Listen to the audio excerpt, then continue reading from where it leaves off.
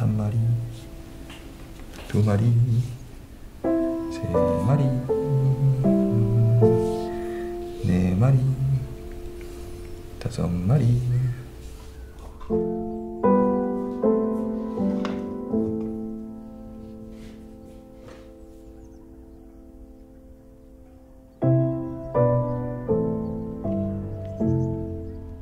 Je suis Marie-Cécile Conil de Bessac, créatrice fondatrice d'Échangeur 22, résidence d'artistes à Saint-Laurent-des-Arbres, dans le Gard, en Occitanie, pour les étrangers en Provence. On reçoit à Échangeur 22 deux types de résidences, des résidences ressources pour les artistes locaux. Notre spécificité, c'est plus un programme à l'international, puisqu'on a des résidences chaque été, qui invite des artistes coréens, japonais, brésiliens et français à vivre ensemble pendant au minimum 6 semaines. Bien évidemment, on met à disposition des outils de travail, que ce soit des outils techniques comme la sérigraphie, la céramique, la photographie et toute autre technique des arts plastiques. On met aussi à disposition des logements.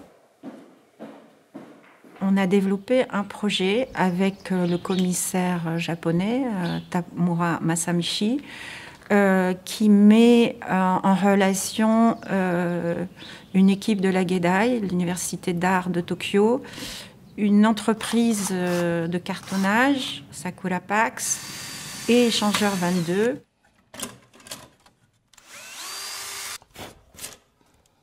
Dans cette boîte, un ensemble d'objets collectés au Japon m'ont été envoyés ici. Donc il y a à peu près une trentaine d'objets. Je réagis en fonction de ces objets pour les retourner à l'envoyeur, donc retour à l'envoyeur. Alors j'ai une contrainte, il faut que ça retourne dans cette boîte au Japon et il faut que ça rentre dans cette petite galerie. Voilà, cette petite maquette là est la galerie d'accueil au Japon. Ce qui est particulier dans Échangeur 22, c'est la notion de rendre l'espace le plus libre et disponible pour les artistes.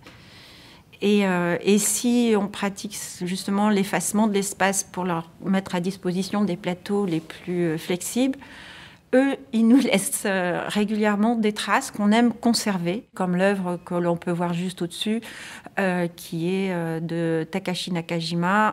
Pour chaque personne ayant séjourné à Échangeur 22, on remet une boîte dans laquelle l'artiste est invité à y déposer non pas un travail, parce que leur travail leur appartient, mais en tout cas une mémoire. Ça peut être un objet, ça peut être un mot, ça peut être rien. Il s'agit vraiment de quelque chose qui reste dans l'intimité des lieux.